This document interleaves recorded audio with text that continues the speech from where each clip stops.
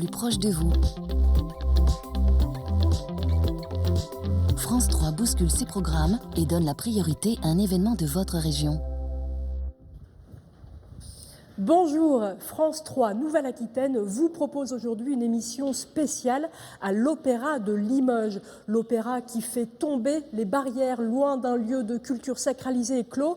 Il s'ouvre à tous les publics. Nous allons vous montrer les différentes facettes de cette institution devenue véritable maison du peuple.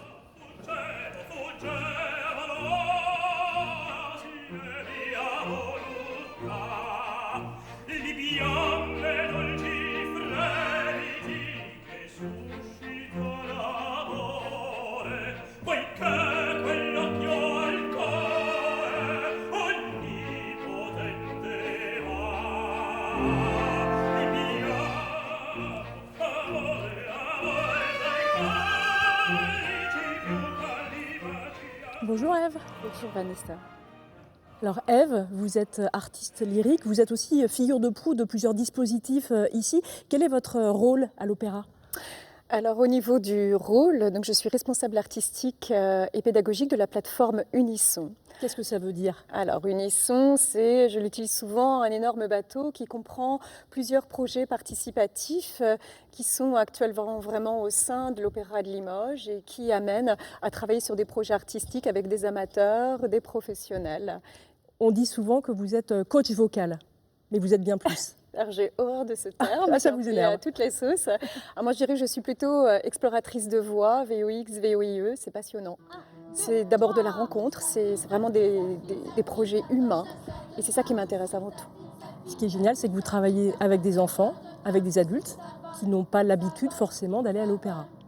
Oui, tout à fait. Et c'est le cœur du projet ici. Oui, le cœur du projet est donc sur tout le territoire, en fait, et va permettre de créer du lien entre cette maison et puis les quartiers, tous les quartiers de Limoges. Donc ces enfants, ces adultes viennent des QPV, des quartiers prioritaires de la ville, mais pas que. Le but, c'est de vraiment de relier des gens de toutes sortes, d'une diversité sociale. Vous tissez des liens, Ève. On va en parler tout au long de l'émission. On va parler de ces dispositifs que sont Opéra Kids pour les enfants, un chant, une chance pour les adultes, notamment éloignés de l'emploi. Mais d'abord, je voudrais qu'on regarde ensemble l'extrait d'un documentaire qui a été réalisé par Rémi Betto en 2017 sur un opéra participatif tiré du conte Cendrillon. Il s'appelle De cendre et d'or et déjà, il y avait des enfants.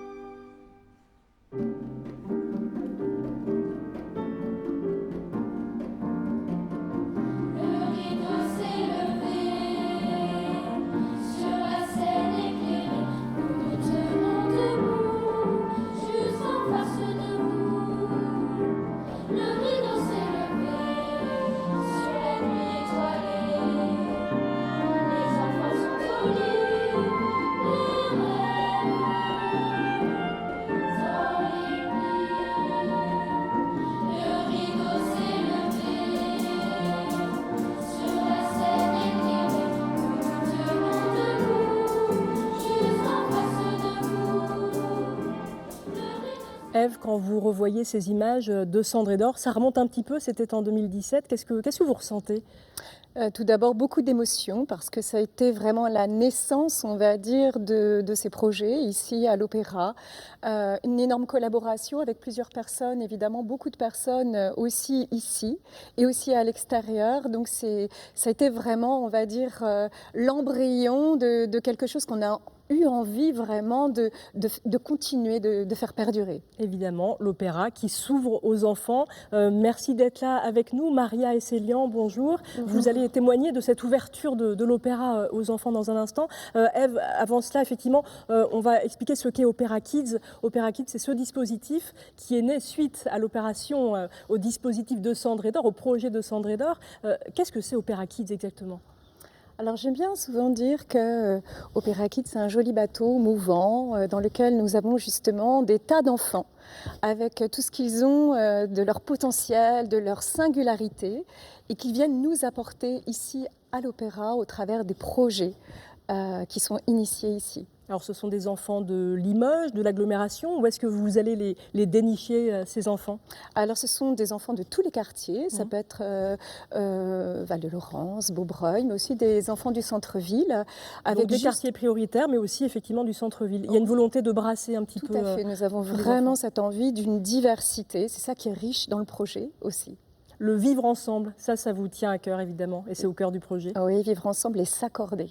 S'accorder soi, s'accorder avec les autres et voir justement tout ce qui émerge d'une collaboration, aussi bien par eux et tout ce qu'ils nous apportent que ce qu'on peut aussi apporter.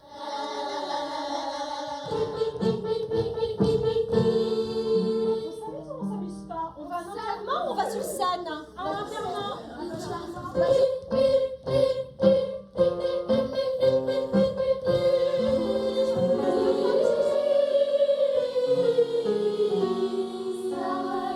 Alors Maria, toi tu as 11 ans, c'est Oui. ça ?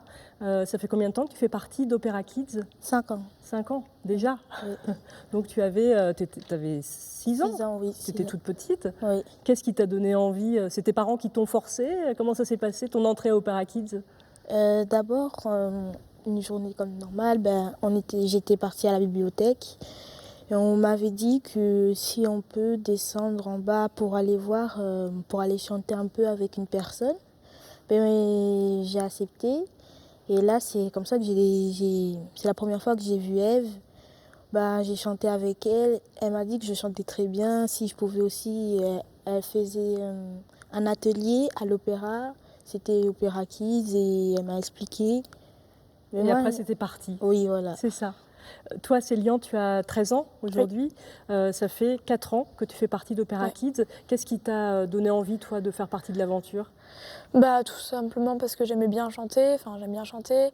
Et l'univers de l'opéra, c'est quelque chose qui m'a toujours plu. Et puis, c'est un truc pour les jeunes, l'opéra ? Je pense qu'on a tous notre place à l'opéra, qu'on soit jeune ou plus âgé. Je pense à l'opéra, il peut y avoir des enfants aussi bien que des adultes, aussi bien que des adolescents, vraiment tout type d'âge. Est-ce que ça ne vous faisait pas un petit peu peur quand même au début de participer, de se dire qu'il va y avoir un spectacle, un jour on sera sur scène ? Ça vous paraissait pas même impossible ? C'est sûr que c'est allé très vite parce que moi je suis rentrée à l'opéra, j'étais en CM2 je crois. C'était en septembre et on a fait le spectacle, c'était en juillet il me semble. C'était vers ces dates-là. Et c'est vrai que ça allait quand même très vite parce qu'au début, donc, on répétait dans une salle à l'opéra. Et puis après, on a fini par répéter sur la scène et au final par faire un spectacle devant beaucoup de personnes. Donc c'était impressionnant, j'imagine. Ève, est-ce que j'imagine que les enfants ils vous disent ça au début ? Est-ce qu'ils se rendent vraiment compte qu'ils vont faire de la scène ? Non. Ils ne se rendent pas forcément Peut-être compte. Heureusement d'ailleurs. Oui, heureusement. Et ils sont toujours très étonnés la première fois, mais très vite, on les amène sur la scène. Dès la première fois, on les sensibilise à cela, c'est-à-dire à cette taille quand même qui est assez importante.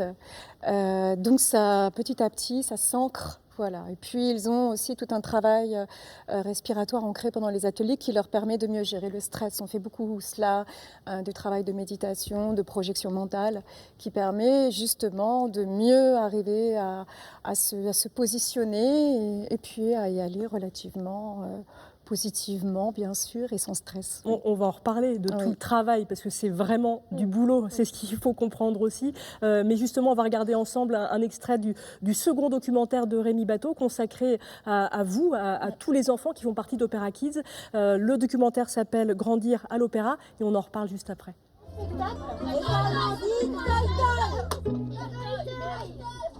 tout ce qu'il faut? Oui, c'est bon. C'est parfait. Voilà, là c'est beau, là c'est magnifique. Voilà, magnifique. Et vous êtes contente? Ouais. Ton sac. Oh, mon sac. Maria. Oh, elle est belle comme ça. Regarde, je vais faire ça, d'accord? Et voilà. Ok. Hop. Ça tient bien. Ouais. On va faire ça. Oui, c'est vrai que le tien il bougeait. Je vous souhaite un très bon après-midi avec ces voix en cavale.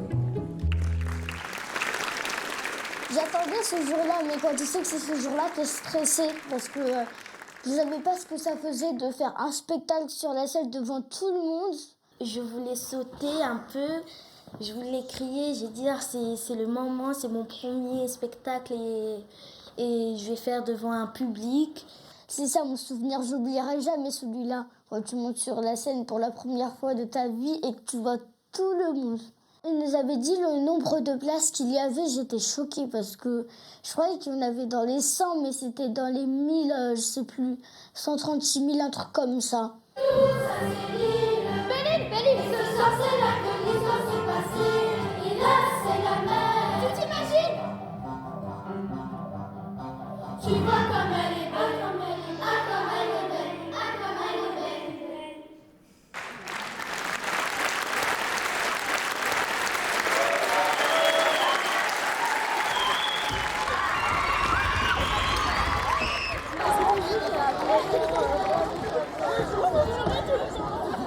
Quand le rideau est fermé, il y avait des enfants qui ont pleuré, même moi, tellement c'était émouvant.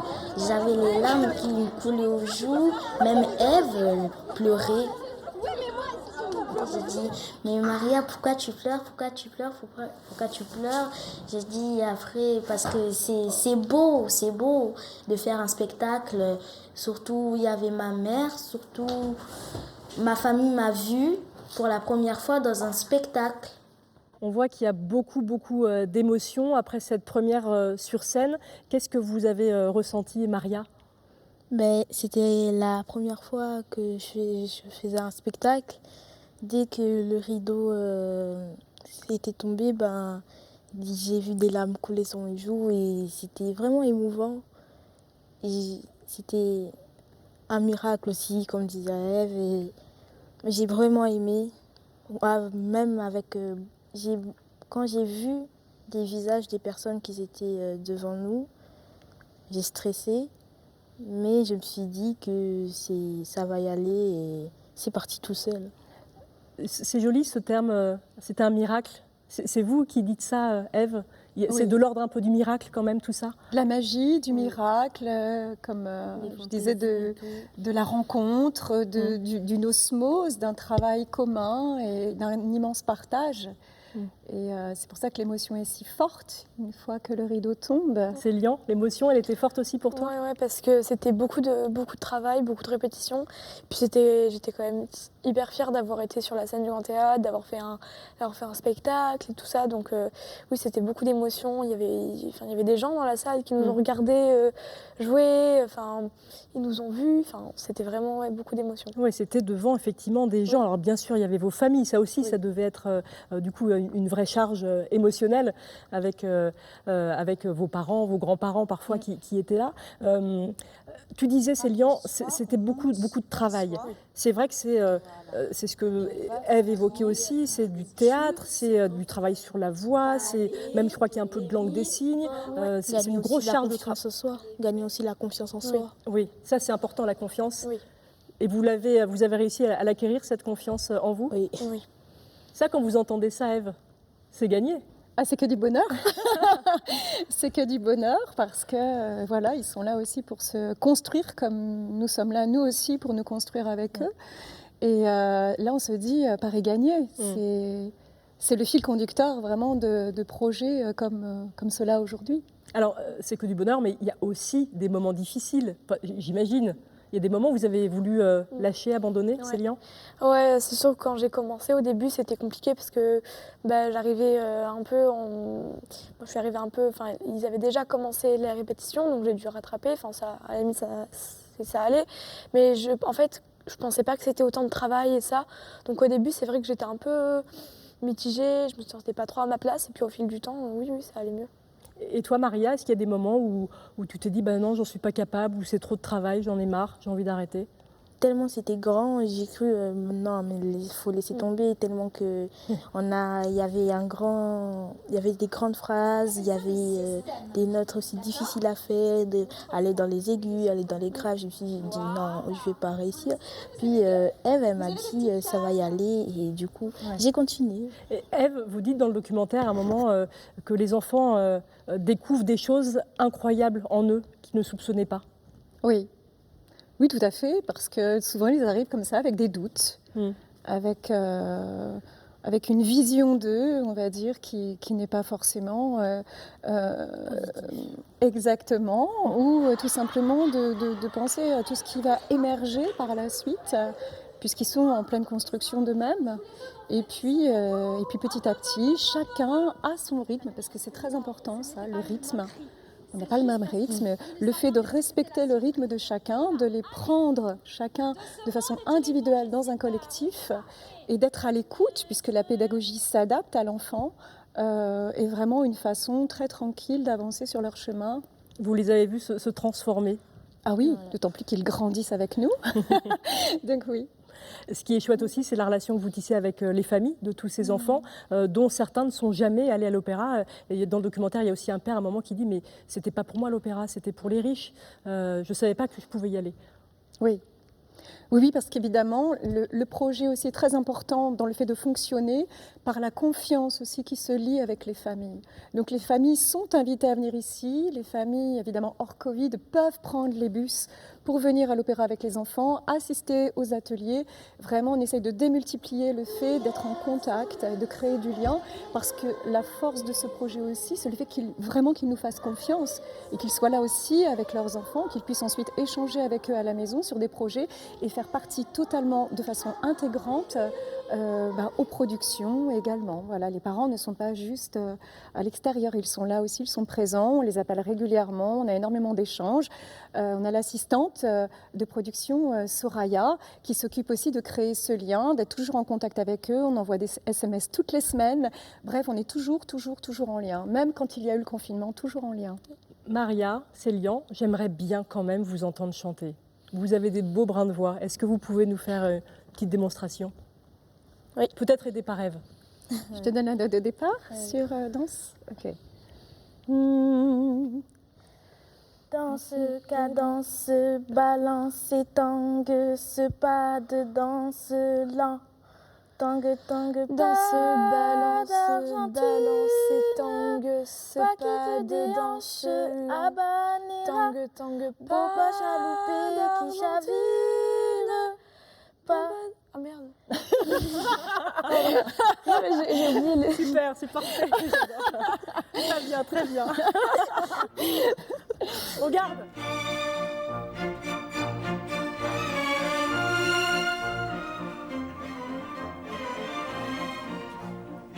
Avec Opéra Kids, on l'a vu, les enfants se produisent sur scène et les spectacles sont ouverts à tous. Ils s'inscrivent dans une programmation plus large qui laisse aussi évidemment une très belle place à des œuvres plus classiques. Parmi les opéras de la saison était notamment proposée la Traviata de Verdi, l'occasion pour nous de découvrir les coulisses de cette Traviata avec Delphine Roux le jour de la pré-générale. Ah, les coulisses de l'Opéra de Limoges, un endroit mystérieux où tout se déroule, c'est l'envers du décor.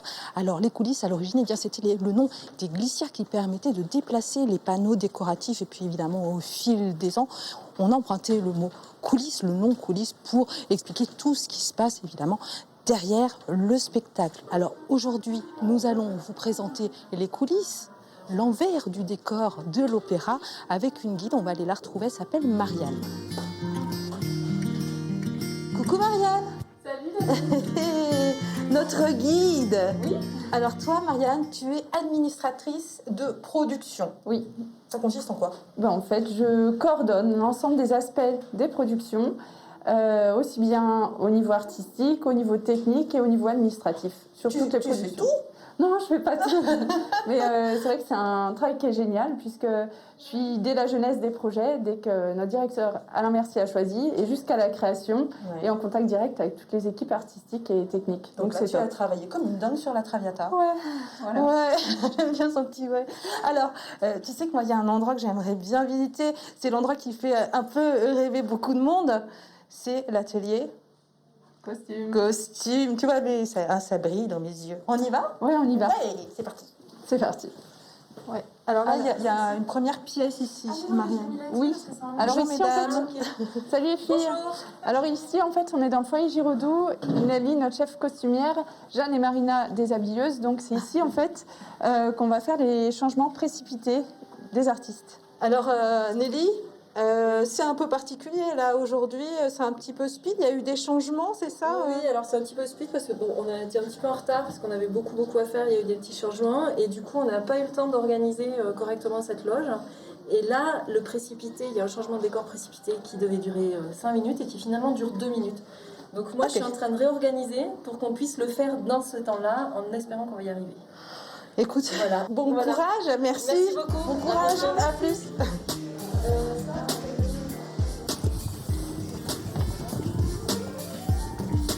Oh là là, qu'est-ce que c'est ça, Marianne?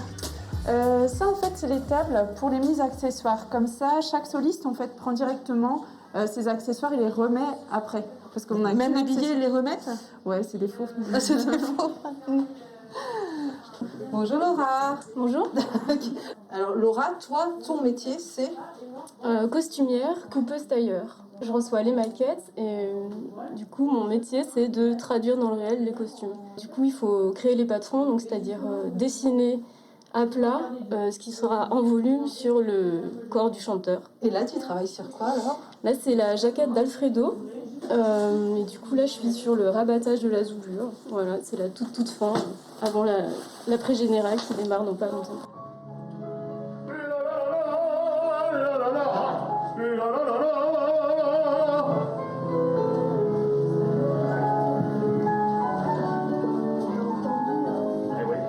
Marianne, comment ça s'appelle ça Oui, c'est des guindes. Des guindes. Ah oui, il y a des termes à ne pas prononcer dans le théâtre. Hein. Et oui, ici, donc, on est au-dessus du plateau, on est sur les passerelles et c'est ici que les cintriers viennent manipuler en fait toutes les perches en fait en actionnant. Parce que là, on est bien au-dessus de la scène. Oui.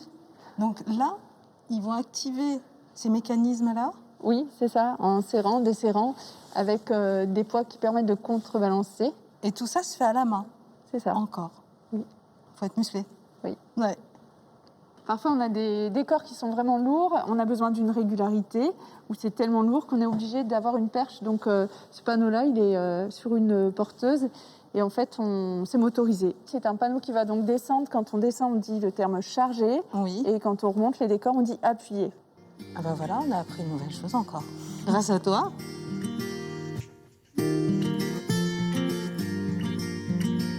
Et nous retrouverons Delphine Roux dans quelques instants pour la suite de ces visites des coulisses de la Traviata, juste avant l'après-générale. Mais d'abord, je vous emmène ici, on est au foyer de l'Opéra de Limoges.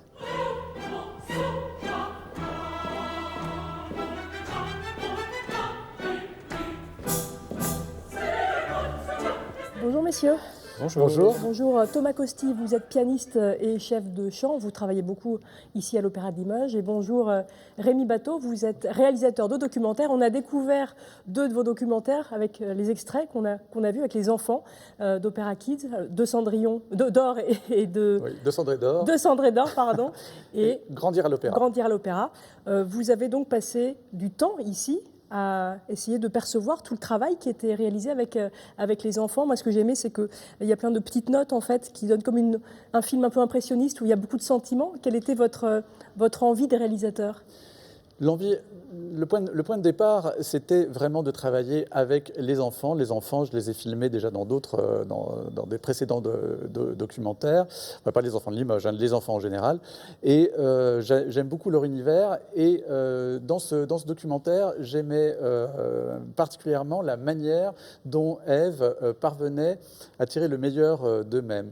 Et l'idée de ce documentaire, qui est arrivé comme ça de manière un petit peu fortuite finalement, m'a conduit à passer des années années ici à l'Opéra de Limoges à les accompagner, donc je les ai vus grandir et on a grandi ensemble et voir leur évolution, la manière dont par le biais du chant, par le biais aussi de l'attention qui était portée par Ève, mais aussi des autres personnes au sein de l'opéra, parce que monter sur une scène, préparer un spectacle, ce n'est pas rien.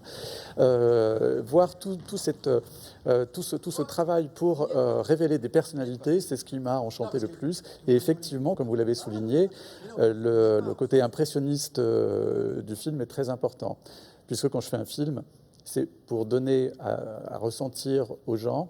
C'est pas du tout pour leur dire voilà, il faut faire comme ci, comme ça, mais c'est pour susciter une réflexion. Qu'est-ce que vous vouliez susciter comme réflexion avec ce documentaire ? Je voulais que les gens se disent ah, c'est formidable de faire ça, et qu'ils pensent que pour tous les enfants qui sont passés par Opéra Kids, quel que soit leur parcours de vie, parce qu'on ne sait absolument pas du tout ce qui va se passer, c'est quelque chose qui restera gravé en eux, d'une manière ou d'une autre, et qui rejaillira sans aucun doute. Thomas, vous faites partie de ceux ici à l'Opéra qui ont aidé ces enfants à grandir. Quel est l'intérêt aussi que vous avez trouvé, vous, à travailler avec ces enfants ?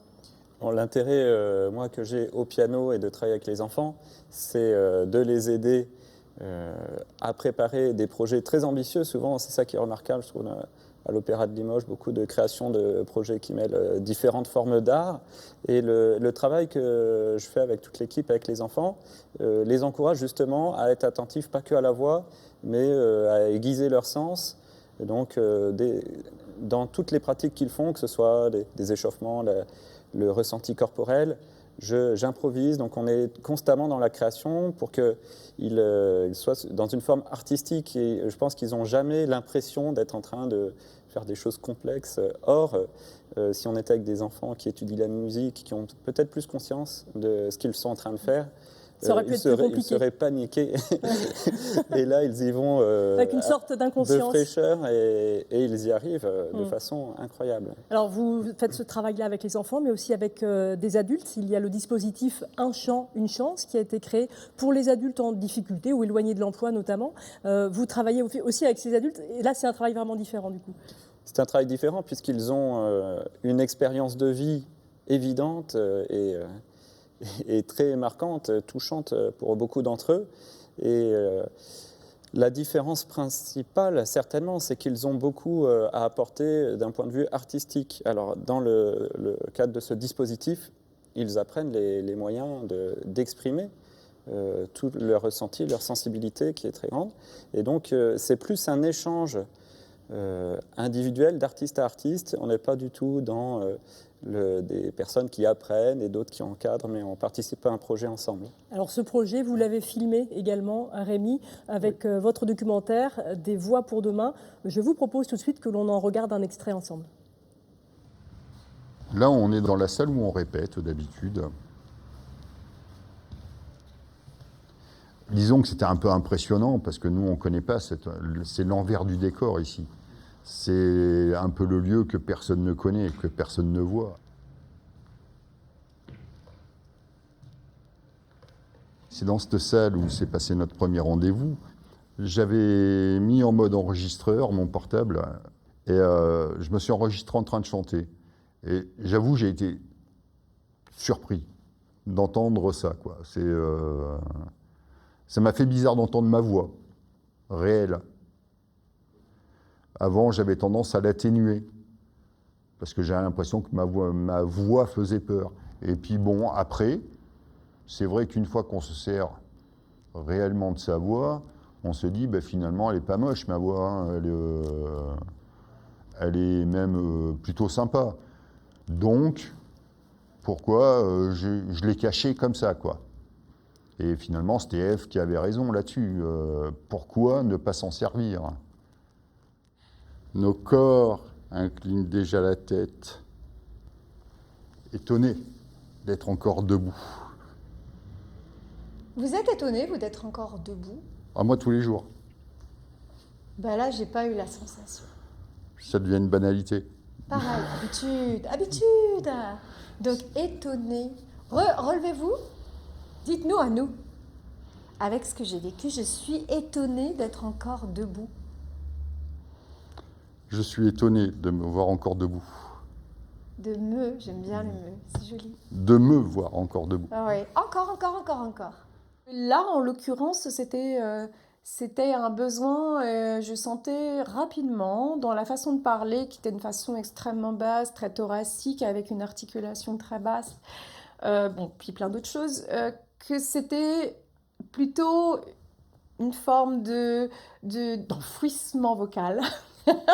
D'enfouissement vocal, avec un enfouissement pas que vocal, de pas mal d'émotions en fait aussi, et que donc avec la personne, en toute confiance ensuite, on vient travailler sur, on va dire, une projection à petit ou moyen terme de ce qu'il va falloir travailler. Tournez, face miroir.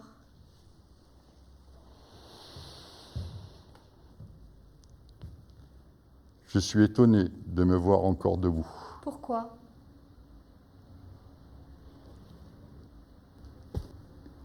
Parce qu'au départ, j'étais pas bien en 2015. Donc ça doit être plus viscéral, vous voyez ? Ah oui, là, mais quand c'est vous dans dites la tête, là.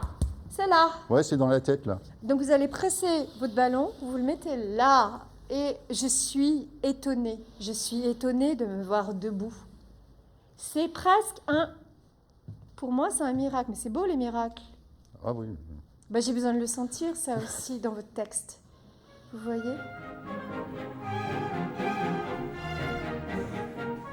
Alain et Judith nous ont rejoints. Bonjour. Bonjour. Vous faites partie de ce dispositif Un chant, une chance. Alain, on vous a découvert dans l'extrait que l'on vient de voir du documentaire de Rémi Bateau. Vous travaillez sur quel texte ? Alors, Voir un ami pleurer de Jacques Brel. Oui.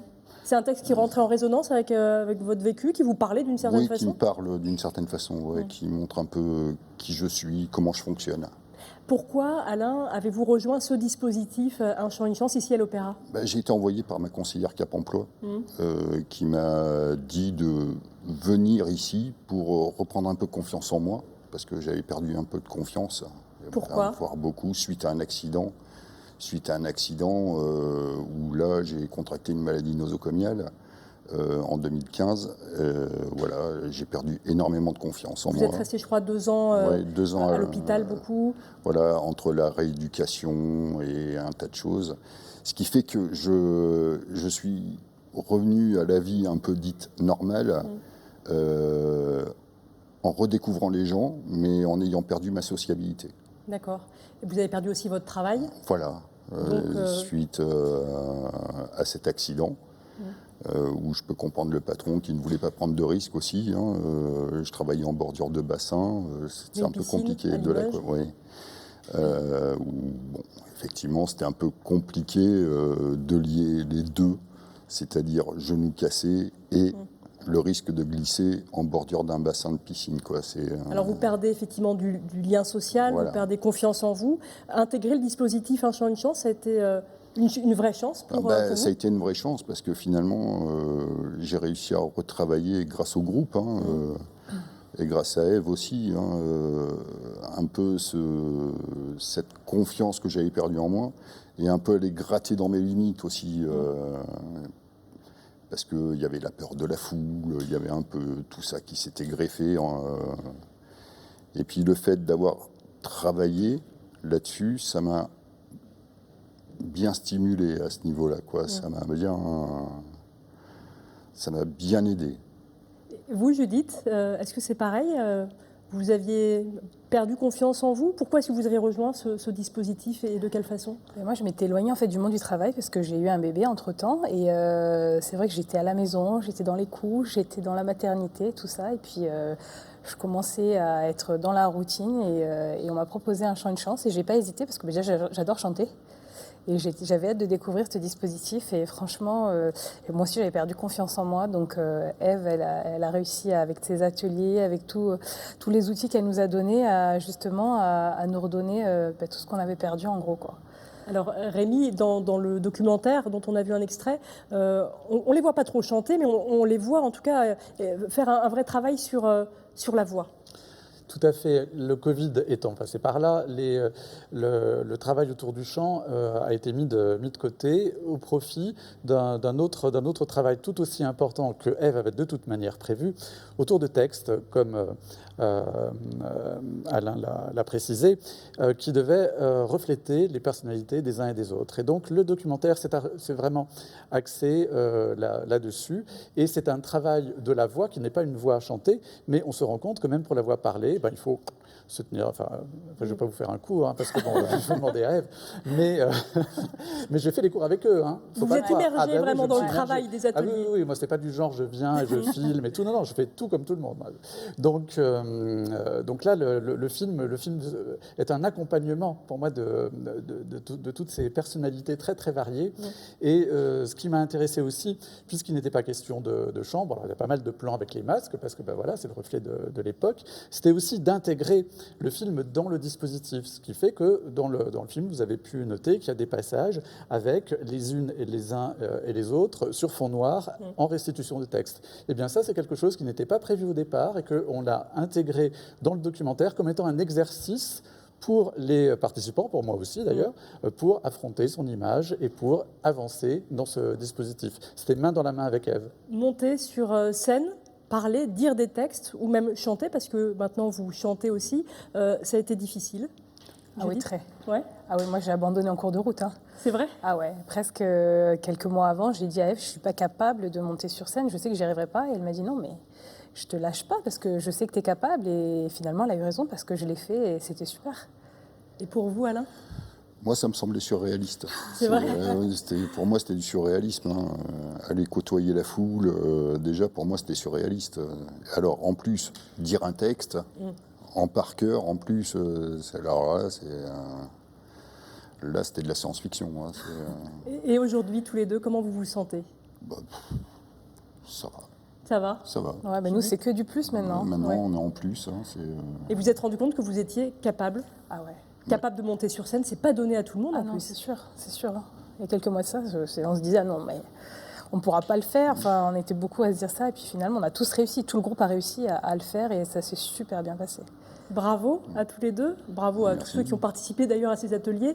Merci beaucoup Rémi d'avoir partagé ce petit moment avec nous. On va continuer à voir un deuxième extrait d'ailleurs de votre documentaire sur ce dispositif Un chant, une chance, dont l'objectif est vraiment aussi de rapprocher effectivement des personnes qui sont éloignées de l'emploi. On va découvrir tout de suite un employeur avec l'un de vos camarades, tout de suite.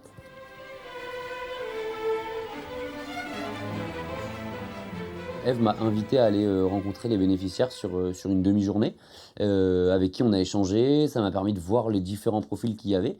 Je leur ai présenté l'entreprise un petit peu et donc du coup ça m'a permis de voir quelles personnes avaient des appétences avec notre entreprise.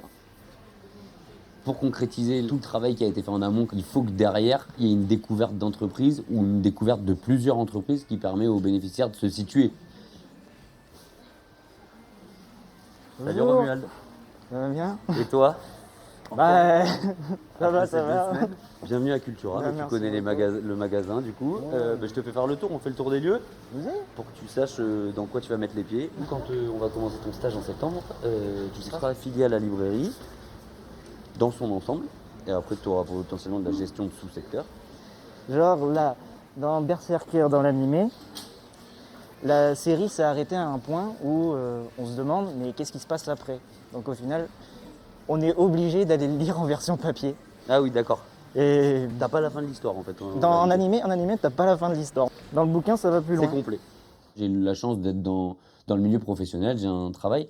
Pour autant, ce qu'ils font sur les ateliers, je suis pas sûr d'être hyper à l'aise. Et je pense que ça peut être de bons exercices. Nous sommes de retour devant la scène de l'Opéra de Limoges avec Ève qu'on a retrouvée et avec Georges Ottavy. Bonjour Georges, vous êtes directeur du développement de l'Opéra. Vous bossez vraiment en étroite collaboration tous les deux. D'abord Ève, je voudrais vous faire réagir sur tout ce travail que vous faites avec les adultes qu'on a vu. J'imagine qu'il y a une vraie fierté aussi à les voir évoluer de votre part. Oui, une immense fierté. Oui, c'est une véritable résilience dans tout ce long trajet qu'ils ont fait, déjà pour venir à nous, et ensuite dans l'échange. Et oui, évidemment, je suis très fière. Georges, est-ce que vous avez un bilan? Parce que ces adultes, s'ils participent aux ateliers, c'est parce qu'ils sont éloignés de l'emploi, qu'ils ont des difficultés dans leur vie. Est-ce que vous arrivez à établir un bilan de ce que vous leur avez apporté? Oui.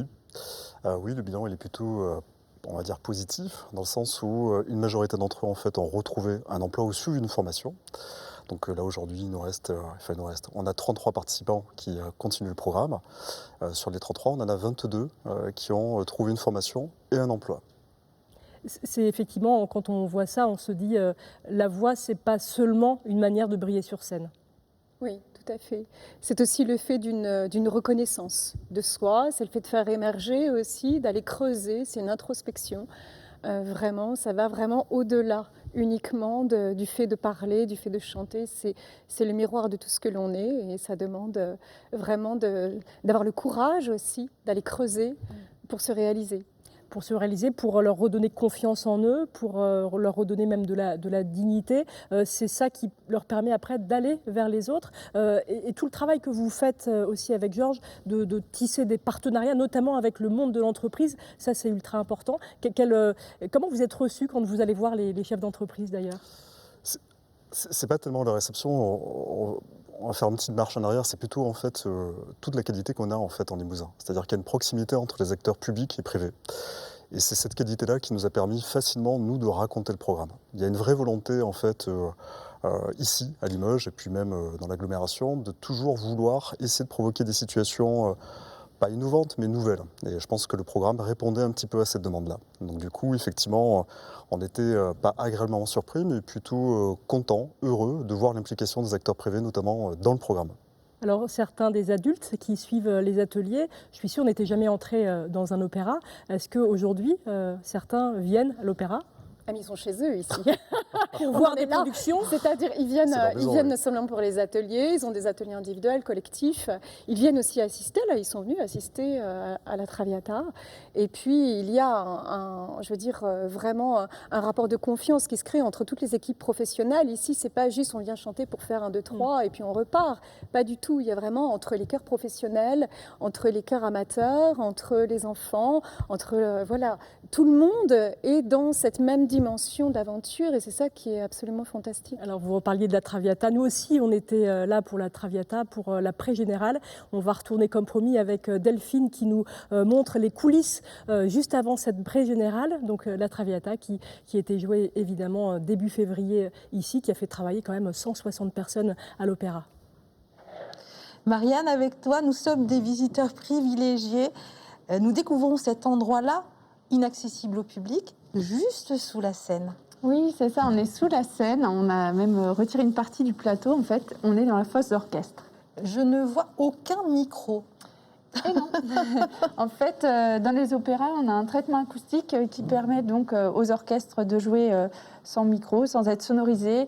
Et c'est également la particularité de nos chanteurs lyriques. Mon endroit préféré, c'est le premier balcon avec une vue plongeante sur la scène, l'orchestre et une superbe acoustique. Bonjour tout le monde. Bonjour. Alors on est dans la loge maquillage coiffure et c'est un moment où les artistes se concentrent déjà. Et là on a notre Violette Amina Idriss qui est donc en maquillage avec Sandra. Ah, on va les laisser tranquilles.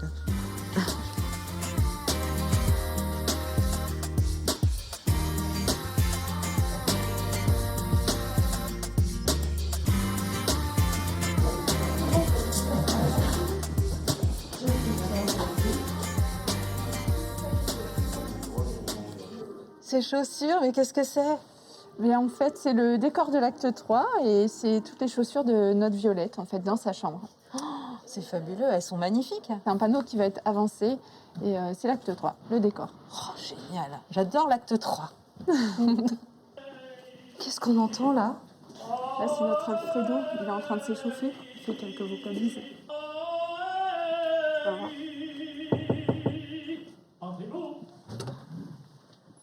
Et coucou. Bonjour Alfredo. Tout est ok? C'est bon. Merci.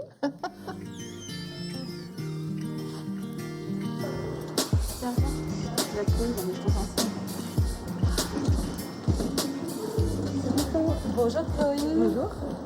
Alors, première mise en scène lyrique. Oui. Comment tu te sens juste avant la pré-générale là? Alors un peu stressée parce que je viens des loges pour donner les notes par rapport à la répétition d'hier. Maintenant je me faufile puisque c'est le chef d'orchestre qui a la main sur les répètes. Et bon, ce soir on a la main tous les deux parce que personne n'arrête, on laisse filer. Et puis surtout on enlève les masques ce soir, donc on va découvrir les visages et c'est une excitation déjà dans la vie, on est excité quand on se découvre. Et là, je vais découvrir des tonnes de choses. Donc, je pense plutôt des choses positives, des expressions qui me manquaient terriblement pendant les répétitions. Chloé, cette Traviata, c'est un vrai travail d'équipe. C'est important pour toi. Oui, alors aussi bien mon équipe, donc tous les maîtres d'œuvre, et aussi quand on a commencé bien avant après la remise de maquette avec les ateliers déjà. Il y a un travail vraiment formidable qui a été fait en temps et en heure. Et puis le service costume, donc moi je veux bien saluer Nelly Vermel, qui est la chef costumière, qui a fait un travail remarquable, pareil en temps et en heure, et ça c'était pas gagné. Et puis tout le service technique qui nous a accompagnés ici, qui a trouvé des solutions. C'était vraiment une équipe bienveillante, efficace, j'étais vraiment en confiance, donc ça c'est vraiment l'essentiel. chouette. Voilà, quand on se sent bien, exactement, on peut travailler sereinement. Oui.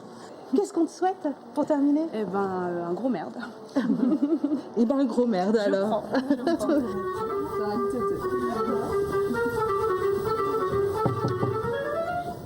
Amina, c'est Marianne. Coucou, c'est encore nous. Alors, ce rôle de Violetta, un rôle particulier qui a été interprété par Maria Callas notamment. Je fais confiance à ma voix et pour trouver ma Violetta. Merci beaucoup. Merci à vous. Et puis, merde. Je prends. Ok.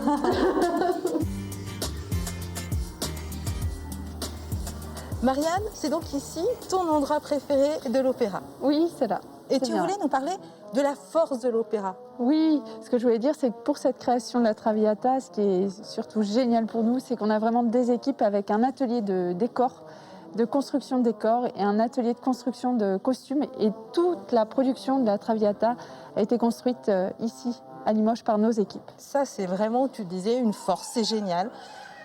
On va s'installer, et puis on va profiter, attendre que le spectacle commence. Merci beaucoup pour cette visite, c'était génial. De rien. Tu es parfaite, tu es parfaite.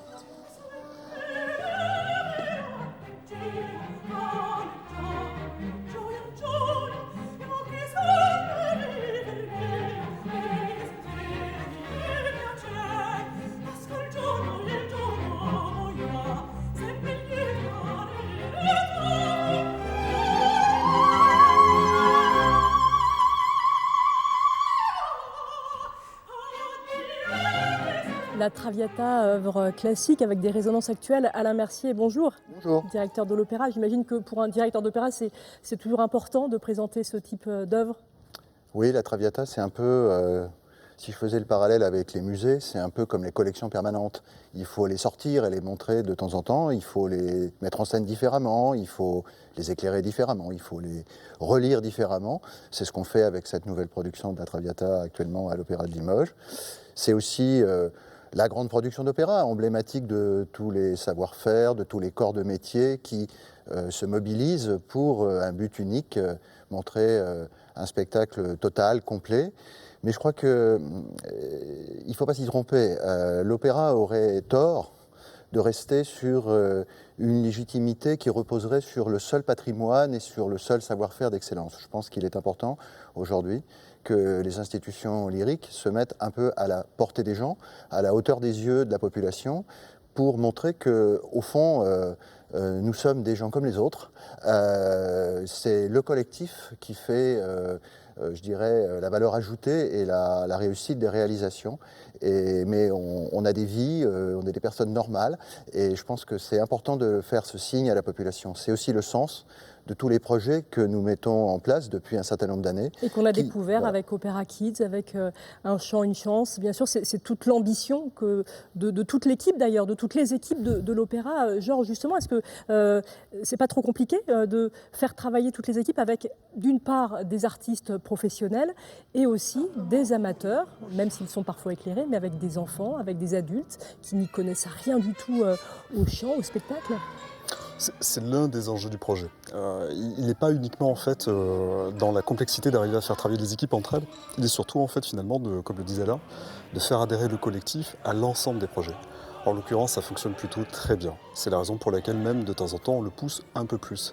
Et c'est la raison pour laquelle aussi on retrouve souvent en fait des participants de ces projets-là, que ce soit Opéra Kids, Un Chant de Chance, au sein des projets artistiques. Il y a aussi quelque chose qui sous-tend tout ça, c'est quand même une exigence de qualité. Alain, vous n'êtes pas une simple école de musique. Ah bah déjà, on n'est pas une école.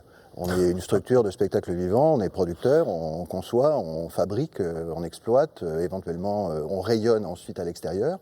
Donc ça, c'est clair qu'on n'est pas une simple école de musique. Et quand je dis ça, c'est pas péjoratif, parce que l'école de musique fait par ailleurs, partout en France, un formidable travail, évidemment, de formation, de transmission. Et ça nous aide aussi, plus on a de jeunes formés à la musique, plus on a de familles qui sont concernées, plus on a aussi d'auditeurs et de spectateurs potentiels. C'est le cercle vertueux, finalement. Exactement. Quelles sont les clés de la réussite, pour conclure ? Je crois que les clés de la réussite, c'est les clés de demain, à mon avis. Je pense que l'opéra de demain, ça va d'abord être un opéra de la considération pour les gens. Et voilà, si je devais juste le résumer à une formule, puisque c'est le titre de votre émission, l'opéra de demain, c'est l'opéra des gens pour moi. L'opéra des gens. Voilà, on va terminer là-dessus. Merci beaucoup. Merci. On va quand même terminer avec ces belles notes de la Traviata. On va se faire plaisir. Cette œuvre lyrique que vous avez proposée ici. Et on ne se lasse pas, évidemment, des notes de Verdi. On écoute.